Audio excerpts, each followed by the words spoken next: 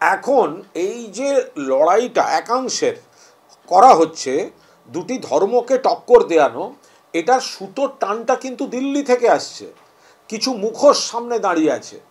তার কারণ হচ্ছে বাংলার যে উন্নয়নের উপর দাঁড়িয়ে রাজনীতি হলেই মমতা বন্দ্যোপাধ্যায় বিপুলভাবে জিতবেন।